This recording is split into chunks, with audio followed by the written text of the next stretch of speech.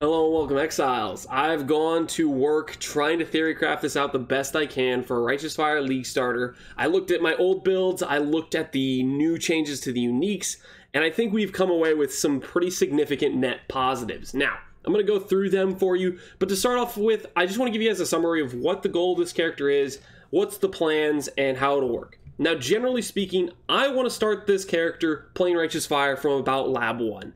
There is a way to do this, which is basically using the secrets of...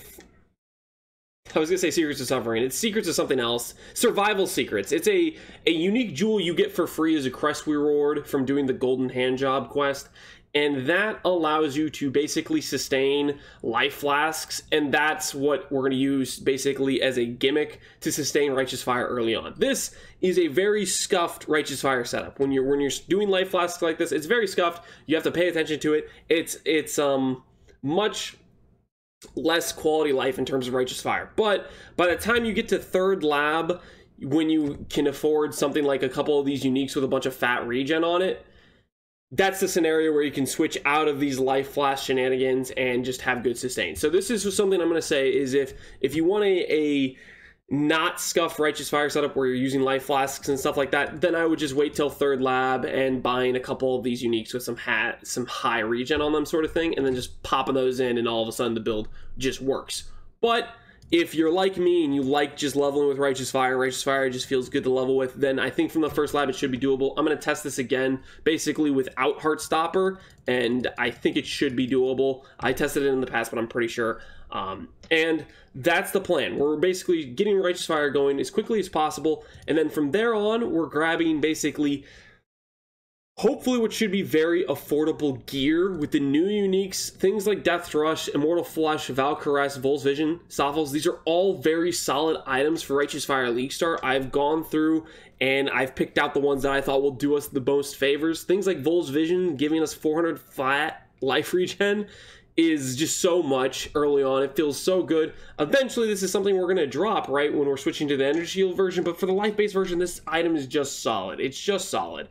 And then you have things like Valkyries, which is like a pseudo 5 to 5.5 link for Righteous Fire early on. We'll put a Val Righteous Fire in there. It'll get plus 5 gem levels. It'll just feel good early on, and it will give us high uptime on Onslaught during mapping. So that'll be very good for zooming through the map and feeling good. Then you have other things like Death Rush, which just got a strict buff by now having Adrenaline on kill, which if you don't know, Adrenaline is 100% more damage, 25% attack, cast, and movement speed, and 10% physical damage reduction. It is Onslaught on steroids and then some. So this allows us to have both Adrenaline, Onslaught. You mix that with one step ahead on Raider, plus we're going to have about 6 Frenzy Charges, which are going to have pretty much 100% uptime on, and it's just going to feel good while mapping. The speed is going to be there, and I'm pretty excited about that. Then you have other things like Immortal Flesh, just some fat regen again, and all of a sudden our gear looks pretty solid for early league going into yellow, red maps, and be able to do the content and do it pretty convincingly, pretty smoothly, with pretty arguably cheap gear. Now, the big crux of this whole issue is, during the video when they said we've updated uniques, we made them more rare, how rare do they make uniques? If uniques just don't drop anymore and they're way more rare and there's just none on the market, stuff like that, if that's the change we're looking at, then all of a sudden we're probably going to be wearing a bunch of rare gear and it will just feel like it did, I would say, last league, which it was fine last league, but that's the sort of situation we're working with. I don't know how rare these things are going to be. If they're twice as rare, this all should be, 5C, 6C, maybe 2C items. They shouldn't be cheap. They shouldn't be expensive.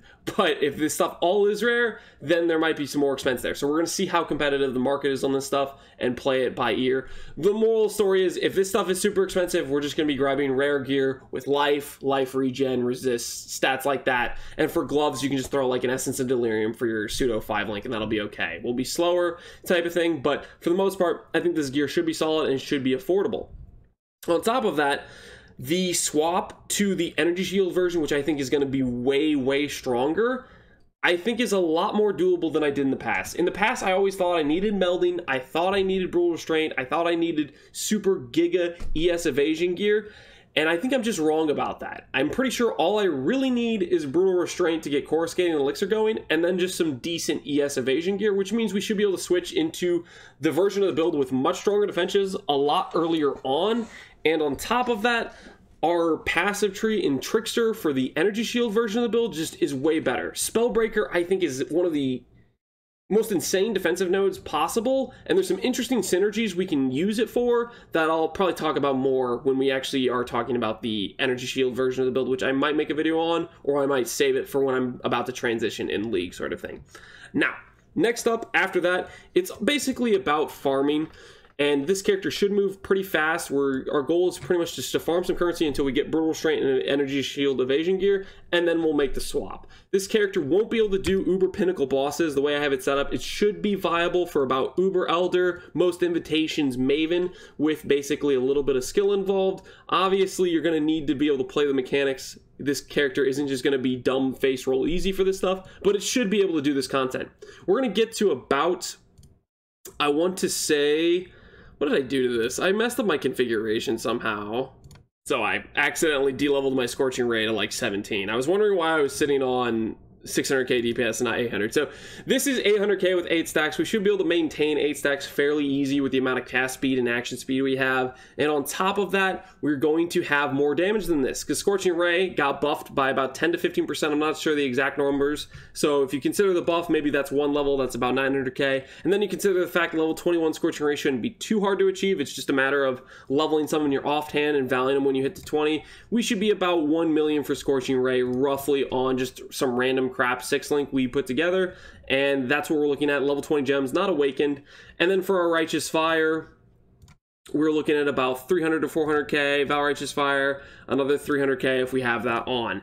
This is essentially about a 1.5 million build without frenzies. Most of the time in many boss fights we should have frenzy charges, in which case it goes up to, I think, closer to like 1.75 or something like that. I'm not sure exactly, but it should go up, yeah, about 1.7, 1.8 million. Plenty of DPS for the vast majority of content, especially mapping. And then when we swap to the energy shield version, it will get much better from there. We start getting better damage gear. We start getting a lot better things like pain attunement, 30% more damage there. This stuff starts to scale a lot better. But initially, for doing all the way into red maps and most of the endgame bosses, it will have enough DPS. Now, on top of that, I am planning to do a defensive build where I'm building into evasion for attacks, and I'm building into spell block for spells. You'll see on our character we have 70 spell block. We can get that all the way to 75 pretty easily. Swap these nodes here, get another 8 all res, and you're looking at 73 block. And then if you look at our item, Sophal's Frame, this can roll from 20 to 30 spell block. I have it set to 25, so if you have a 27 roll, all of a sudden you have capped spell block, and that's going to feel pretty good. The reason I decided to do this is because I felt the spell suppress nodes were going to be a bit too much pathing for my character, and on top of that, getting spell suppress on my gear would also require more effort, more cost, and I think this just solves our spell damage problem a lot cleaner. And on top of that, it also gives us mana sustain, and it gives us some extra masteries, which also helps out polymath. And I think it'll end up being a nice synergy, a nice marriage in winning sort of situation we got going on there. Ultimately, our weakest defensive layer right now is probably evasion, and that's majority of that is due to our abysmally weak gear set, I would say, but it's going to be good enough in my opinion. Without the Jade Flask, we have 60% evade chance. With the Jade Flask, we go to 71, and then I'm planning on playing around Wind Dancer, which takes us from 71 evade chance, and this is an 83 monster. It'll take us to about 77. If you start going lower in content, you know, you go all the way down to like yellow maps, our evade chance just starts going up and up and up. And the second you add anything like a Watcher's Eye with flat evade chance, or you add in just a bit better gear, we should very well easily be able to get to 95% evade chance. That's something we'll probably hit when we do the evasion energy shield build switch, and it will feel quite good because on that character we're going to have spell suppress, we're going to have ghost shrouds, we're going to have a lot of evasion. It's going to feel good in my opinion. Now, this is the outline of the character. I have included trees from 90 all the way to 10. You'll see as we go down here, I want to take note of one specific switch here, which is between 70 and 60. This specific switch here is going to be about a 2 passive respec. The Basic thing that's happening here is I think around level 60-ish, you should maybe have a chaos or 2 extra around to be able to consider getting a 2-stat or 3-stat jewel, in which case I would pick up a jewel, and that's the point at which we're also going to be swapping into better spell block, because we're considering getting something like a Sappho's Frame, something like a Rise of the Phoenix, and starting to spec more into that portion of the build. So that's what's going on there.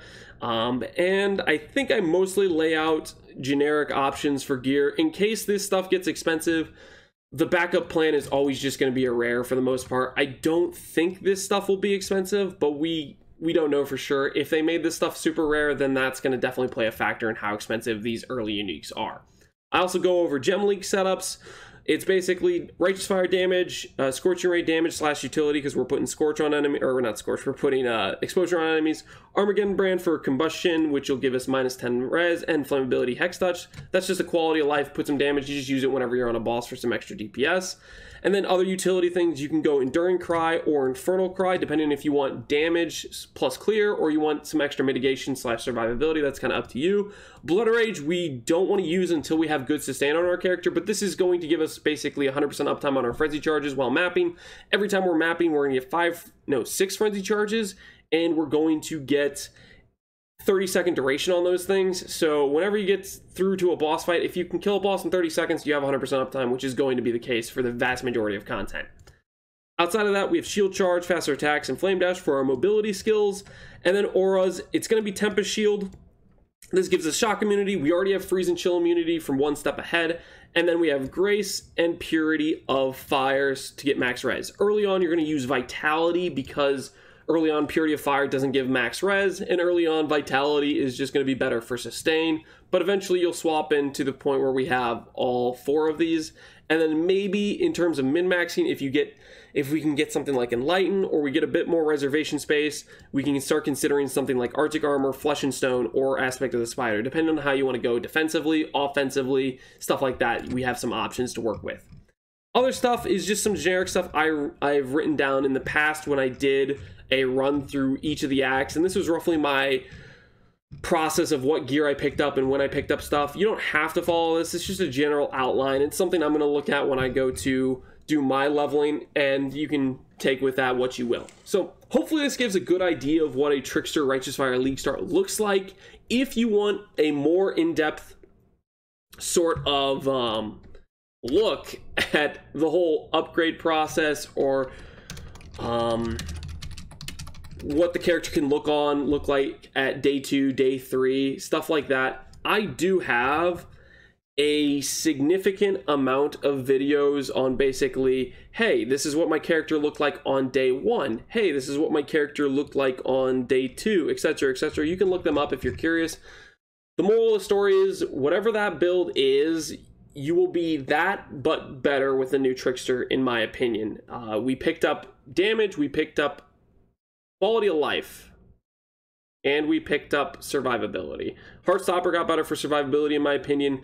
Quality of life got immensely better with 1 step ahead, and I think the damage is a little bit better with Polymath, and with the new Swift Killer, I think is going to be more consistent Frenzy Charge, sustain while mapping, and damage while mapping than the Swift Killer was, in my opinion. Swift Killer ultimately maybe could still arguably be a better node altogether, but I think in terms of quality of life, consistent Frenzy Charge, uptime while mapping, I think the new Swift Killer will be better. We'll see if that's the case or not, but that's my opinion on that stuff. Hopefully you enjoy this character.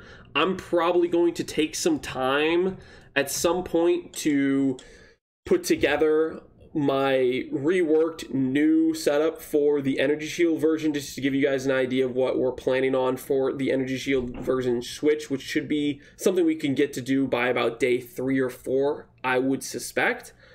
And then on top of that, it will also give you an idea of what this character can get to strength-wise when you start min-maxing the gear a little bit better.